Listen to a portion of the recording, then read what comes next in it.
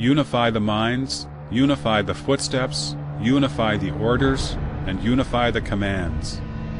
The evil factors of human nature, such as selfishness, jealousy, harming others, or even adding insult to injury, were further amplified by the party. There are many more examples like these. Everyone from mainland China can find various elements of party culture in his own personal experience. The CCP thus formed a social and cultural environment suitable for the survival of its possessing evil specter.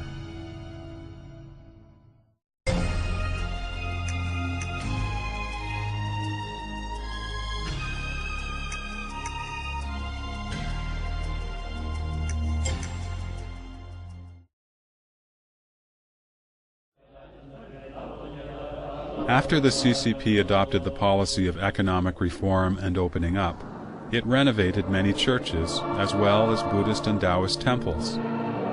It organized temple fairs, built up various folk customs, and established national cultural villages in China. It also organized major cultural fairs and exhibitions of archaeological relics overseas. Many kinds of local opera, folk arts and crafts, as well as Chinese paintings, calligraphy, and cuisine, seemed to be extensively promoted and developed. They appeared to be glorious and vied with each other for glamour. However, this was actually the last effort of the CCP to utilize and destroy the remaining traditional culture. The party culture merely changed its appearance, but not its essence.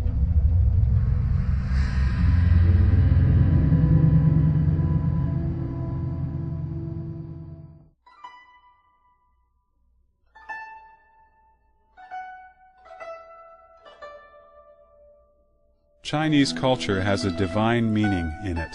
For instance, the science in ancient China directly studied things like the human body, life, and the universe. Take Chinese medicine as an example. As documented in medical texts, most of the great physicians had supernatural abilities. When Dr. Bian Che met Cai Huanggong, he knew what illness he had just by looking at his complexion. When Dr. Hua Tuo met Emperor Cao Cao, he knew right away that Cao Cao had a tumor in his brain. Yet these things, the essence, are often denounced these days and are now said to be blind beliefs or superstition. What Chinese medicine has inherited today are only prescriptions or experiences gained from trial and error. Chinese medical physicians have to learn Western medicine in their classes on fundamentals.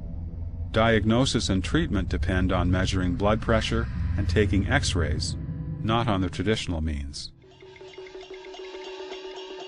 The essence of culture is its inner moral meaning, while the superficial forms have only entertainment value. However, the CCP exaggerates the superficial elements of culture, which entertain, to cover up its purpose of destroying morality.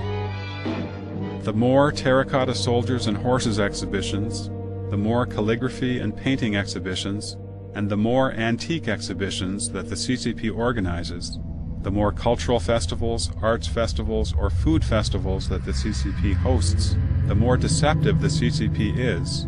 It leads people astray from understanding true traditional culture. The party culture of the CCP has indeed done well in helping the CCP to win power and control over society. Like its army, prisons, and police force, the party culture is also a machine of violence, which provides a different kind of brutality, cultural brutality. This cultural brutality, by destroying 5,000 years of traditional culture, has diminished the will of the people and undermined the cohesiveness of the Chinese nationality. At the same time, the destruction of the traditional culture has brought unexpected physical damage. Traditional culture values the unity of heaven and humanity, and the harmonious coexistence between man and nature. The CCP has declared endless joy from fighting with heaven and earth, This culture of the CCP led directly to the serious degradation of the natural environment that plagues China today.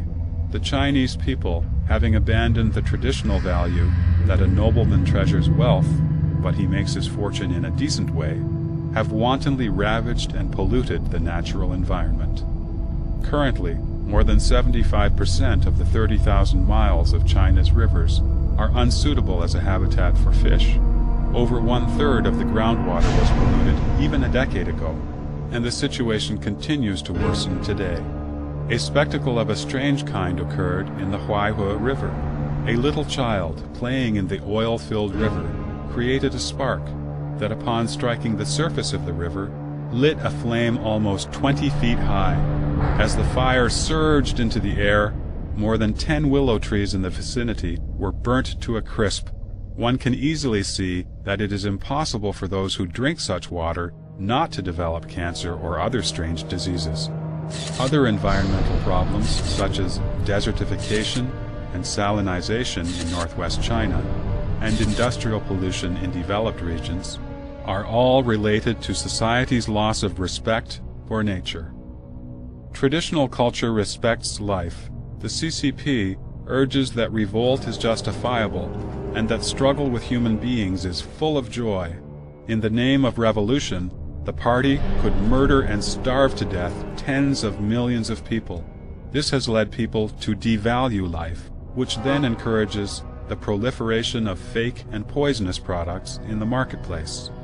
In Fuyang City of Anhui Province, for example, many healthy babies developed short limbs, thin and weak bodies, and enlarged heads during their lactation period. The disease was caused by poisonous milk powder made by black-hearted and greedy manufacturers. 55种奶粉。据统计，有13名儿童由于营养不良并发症死亡。 For food, some people feed crabs, snakes, and turtles with hormones and antibiotics. They mix industrial alcohol with drinking wine. They polish rice using industrial oil and whiten bread flour with industrial brightening agents. For 8 years, a manufacturer in Henan Province produced thousands of tons of cooking oil every month using materials containing carcinogens, such as waste oil, oil extracted from leftover meals, or industrial byproducts that contained residual oils. Producing poisonous foods is not a local or limited phenomenon, but is common all over China. This has everything to do with the single-minded pursuit of material gain that comes in the wake of the destruction of culture and the consequent degeneration of human morality.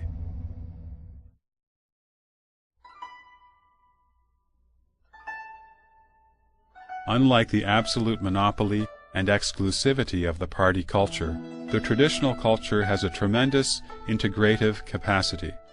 During the prosperous Tang Dynasty, Buddhist teachings, Christianity, and other Western religions coexisted harmoniously with Taoist and Confucian thought. Authentic Chinese traditional culture would have kept an open and tolerant attitude toward modern Western